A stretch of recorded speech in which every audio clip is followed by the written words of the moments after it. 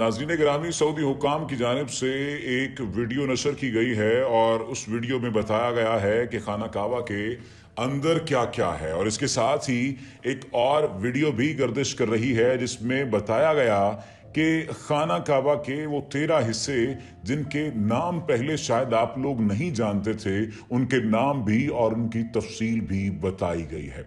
आज की इस वीडियो में हम आपको बताएंगे कि खाना काबा के अंदर क्या क्या है।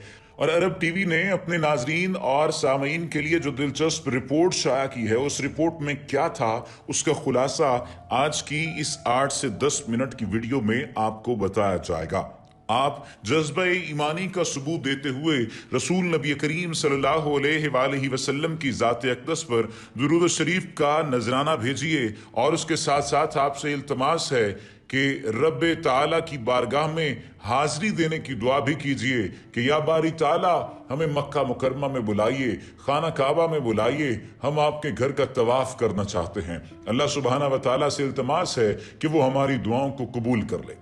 नाज़रीन गिरामी, अरब टीवी के मुताबिक मस्जिदुल हराम और मस्जिद नबी के इंतजाम और इंसराम के जिम्मेदार इदारे अल हरमैन शरीफैन सदारत ने बताया है कि काबातुल्लाह करीबन 180 मुरब्बा मीटर रकबे पर मुहीत है। उस रिपोर्ट के मुताबिक उसकी छत लकड़ी के 3 मजबूत स्तूनों पर इस्तादा है।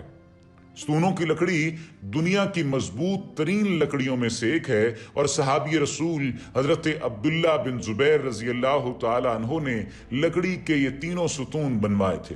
गोया इस वक्त उनको 1350 साल गुजर चुके हैं। उनकी रंगत गहरी भूरी है और लकड़ी के हर स्तून का उमूद मुहीत करीबन 150 सेंटीमीटर और कतर 44 सेंटीमीटर है।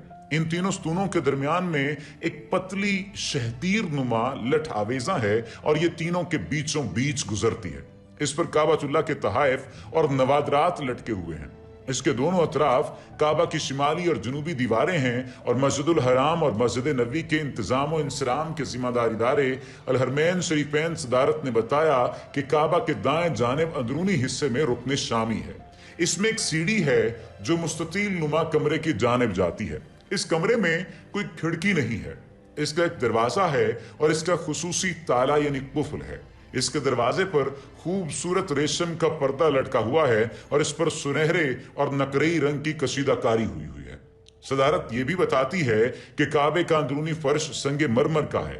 ये ज्यादातर सफेद है, तमाम संगे मरमर के दूसरे रंगों के टुकड़े भी फर्श पर लगे हुए हैं। काबे का अंदरूनी हिस्सा खूबसूरत संगे मरमर के टुकड़ों से मुज़य्यन है और सुर्ख रंग की रेशम के पर्दे से ढांपा हुआ है। इस पर सफेद रंग से अरबी में इबारात और अस्माए हुस्ना लिखे हुए हैं। इसी पर्दे ने काबे की छत को भी ढांप रखा है। ये अगर बात की जाए तो काबा के अंदर 8 पत्थर हैं। इन पर खत सल्स में अरबी इबारतें कुंदा हैं। एक पत्थर पर खत कूफी में अरबी इबारत लिखी हुई है। ये खूबसूरत लिखाई 6वीं सदी हिजरी के बाद के दौर से ताल्लुक रखती है। दीवार शर्की पर काबे के दरवाजे और बाबू तौबा के दरमियान साबिक सऊदी फरमारवा शाह फहद बिन अब्दुल अजीज आले सऊद की एक दस्तावेज है जो संगे मरमर पर कुंदा की गई है। इसमें काबे की तज़ईन नौ की तारीख दर्ज है। इस तरह काबे के अंदर इबारतों पर मुश्तमिल पत्थरों की तादाद 10 है और ये तमाम सफेद संगे मरमर के हैं। अब अगर जिक्र किया जाए खाना काबा के उन 13 हिस्सों का जो कि एक रिपोर्ट में सामने आए हैं, तो वो भी जान लीजिए। उम्मीद है कि आपके लिए ये भी सारत का बायस होगा और आप इससे भी खुश होंगे और आपके इल्म में भी इजाफा होगा। नाज़रीन गिरामी, सभी दुनिया के लोग जानते हैं कि खाना काबा रुए जमीन पर मुसलमानों के लिए नमाज का किबला है और हुज्जाज कराम इसके गिर्द तवाफ करते हैं। ये मुरब्बा शक्ल के एक बड़े कमरे की सूरत में नजर आता है जिसकी ऊंचाई 15 मीटर है। खाना काबा से मुल्हिक मुख्तलिफ छोटी तामीरात और हिस्से हैं जो इसी का हिस्सा बन गए हैं। इनकी तादाद 13 है और हर एक का अपना नाम है। उमूर हरमैन के मुहक्किक मुहियुद्दीन अल हाशमी के मुताबिक इन हिस्सों के नाम कदीम और हजारों साल से मारूफ हैं। ये हजरत इब्राहीम अलैहिस्सलाम के हाथों बैतुल्लाह की तामीर के वक्त से उसी तरह हैं।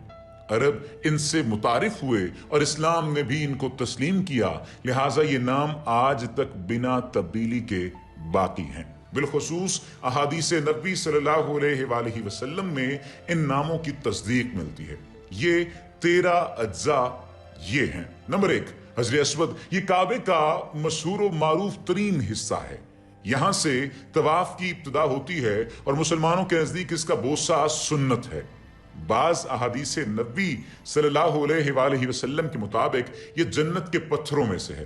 نمبر 2، کعبے کا دروازہ، یہ بیت اللہ کی مشرقی سمت واقع ہے۔ یہ زمین سے 2 میٹر سے زیادہ بلند ہے۔ اس کی اونچائی 3 میٹر سے زیادہ ہے، جبکہ چوڑائی کم از کم 2 میٹر ہے۔ 1400 برسوں کے دوران خلفاء اور عمراء نے اس دروازے کی زیب و زینت پر خصوصی توجہ دی اور اس کو سونے اور چاندی کے لباس سے آراستہ کر دیا۔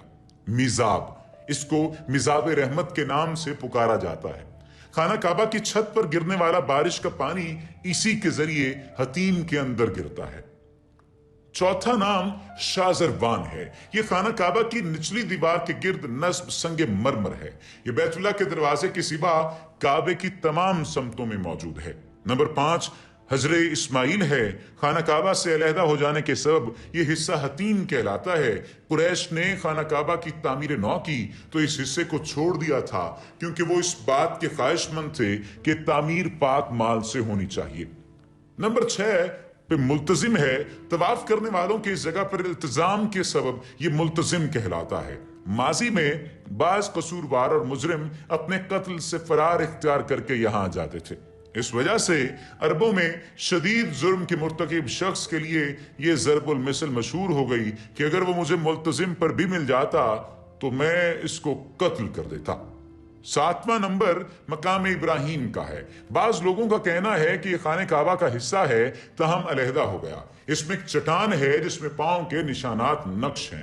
یہ سیدنا ابراہیم علیہ السلام کے پاؤں کی جانب ایک کنایا ہے جب اللہ رب العزت نے ان کو حکم دیا کہ وہ لوگوں کو حج کی اجازت دیں۔ 8واں نمبر رکن حجر اسود کا ہے۔ یہ کونا خانہ کعبہ کے اوپر سے نیچے تک پھیلا ہوا ہے۔ اس میں حجر اسود نصب ہے۔ یہاں سے طواف شروع کیا جاتا ہے، اسی وجہ سے یہ خانہ کعبہ کے اہم کونوں میں سے ہے۔ 9واں نمبر رکن یمانی کا ہے۔ یہ کونا کعبے کے دائیں جانب واقع ہے، اسی وجہ سے یمین سے یمانی مشہور ہوا۔ 10واں نمبر رکن شامی کا ہے۔ یہ کونا شام کی سمت ہے، لہٰذا اس نام سے مشہور ہوا۔ 11 نمبر رکن عراقی ہے۔ یہ کونا عراق کی سمت ہے۔ پرانے وقتوں میں حج کے راستوں کے نام ان ملکوں کے ناموں پر پڑ جاتے تھے جہاں سے حجاج آ رہے ہوتے۔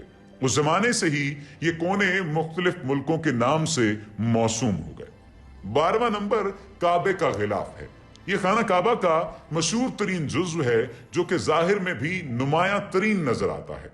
سب سے پہلے کعبے کو یمن کی تبع قوم نے غلاف پہنایا، اس کے بعد بادشاہ اور فرما روا اس پر عمل پیرا رہے۔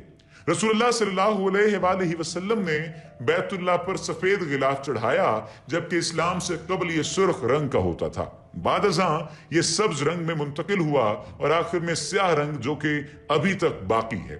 بھورے سنگ مرمر کی پٹی 13ویں نمبر پر ہے اور یہ 13واں حصہ ہے۔ یہ حجر اسود کے کونے کی سمت سے زمین پر کھینچی گئی ایک لکیر ہے جو طواف کی ابتدا اور اختتام کی علامت ہے۔ وما علینا الا البلاغ المبین۔